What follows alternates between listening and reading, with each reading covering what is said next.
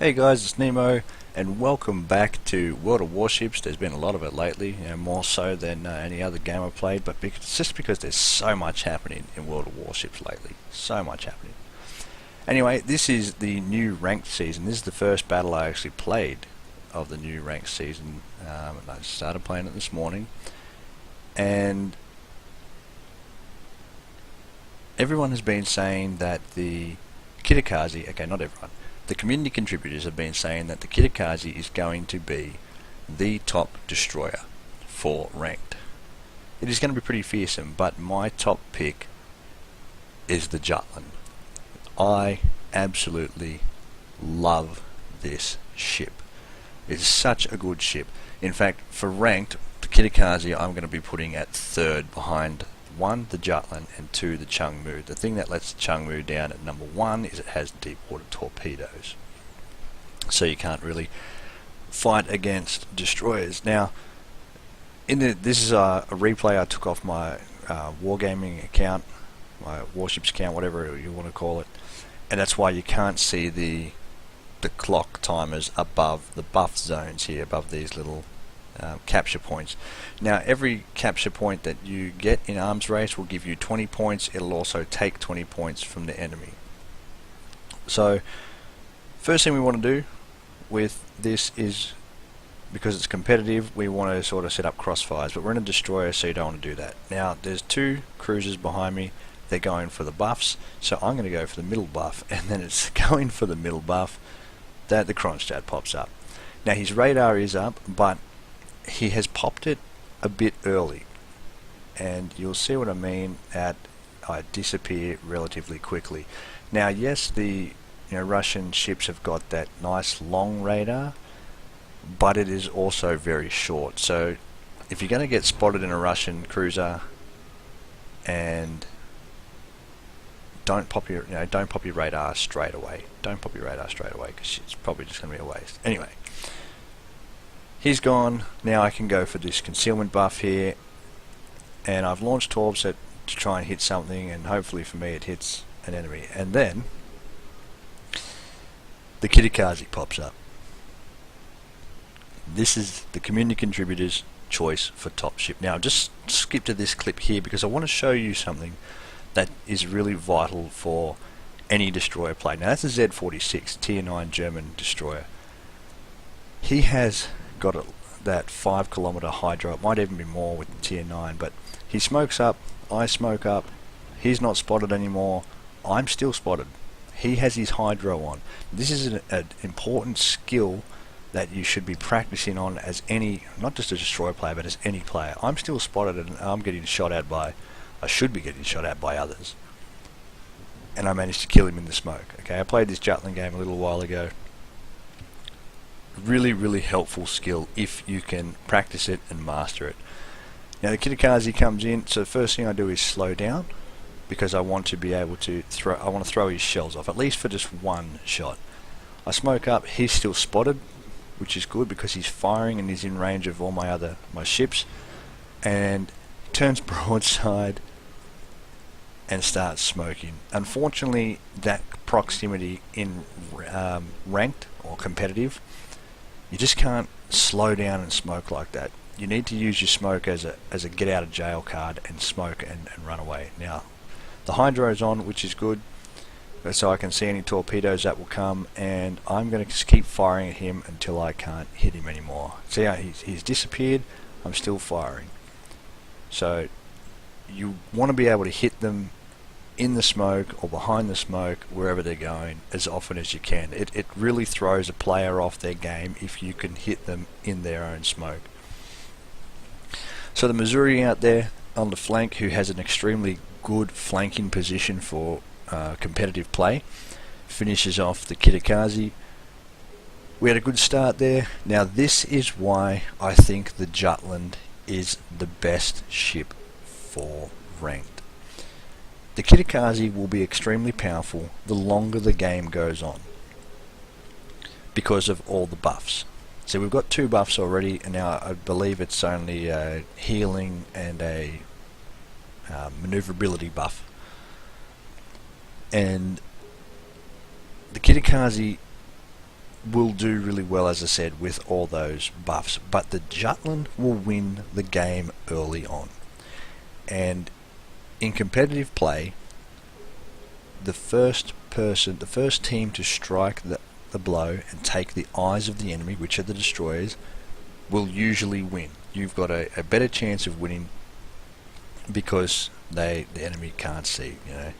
So the Jutland has it hands down on the Kitakaze in the early game, and that's why she's my pick for the top destroyer.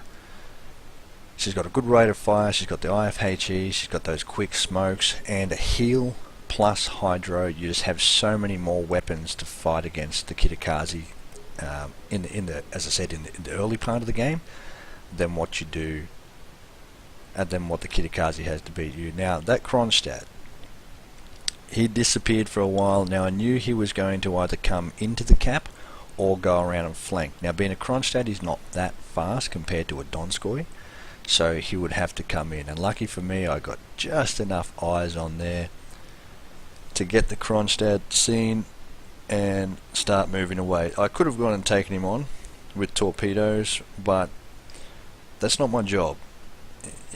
We just took out the eyes of the enemy team. Don't go wasting your own eyes as a destroyer. So I'm going to pop the smoke. It's going to bait the radar.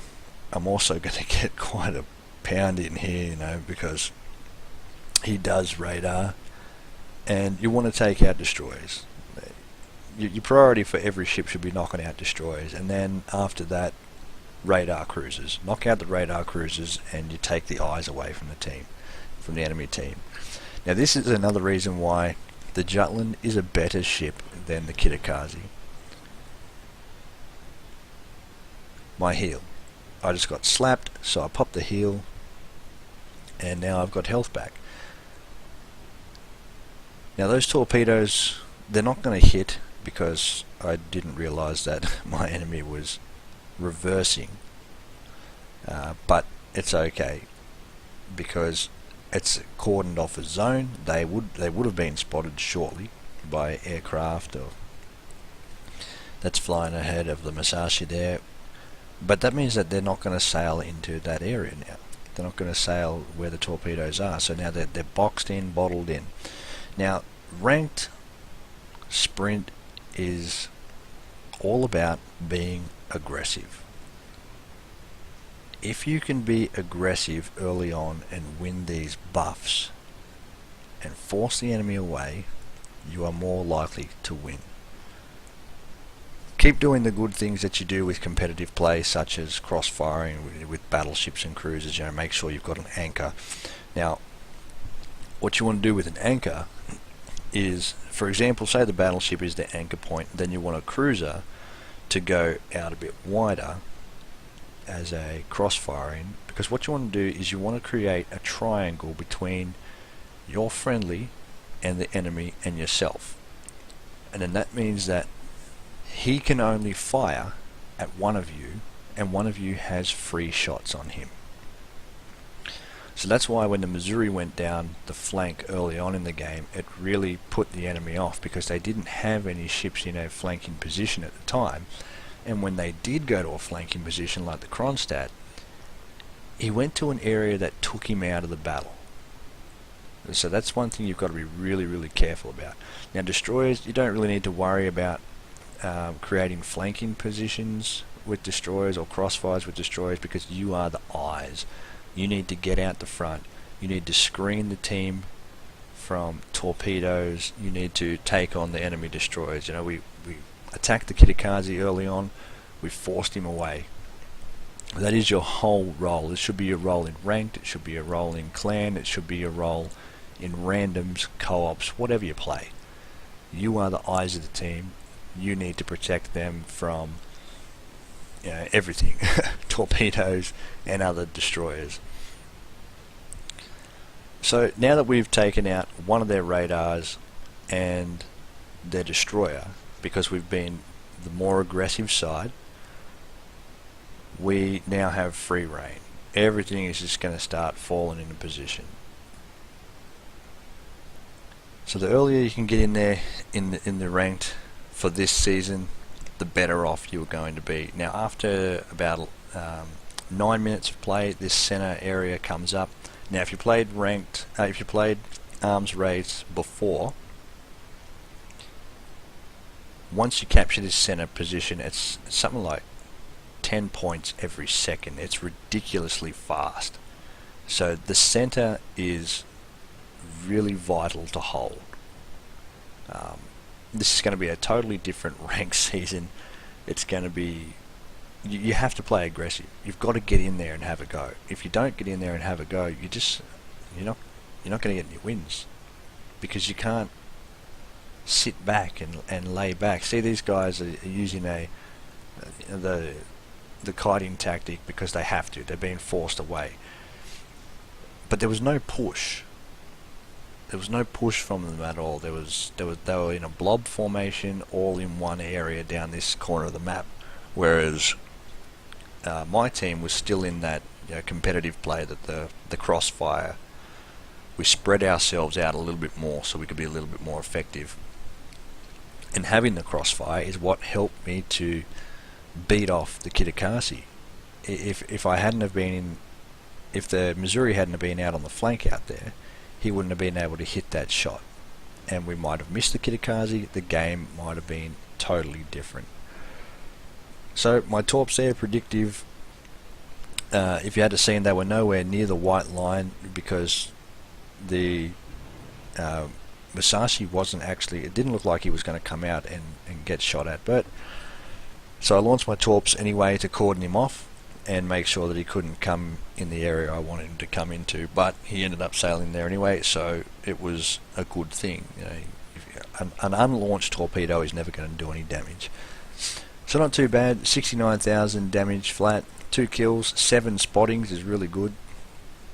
A good lot of credits and XP for the silver ship. We did finish in third. The 2 guys up top, Musashi and Missouri, they played really well.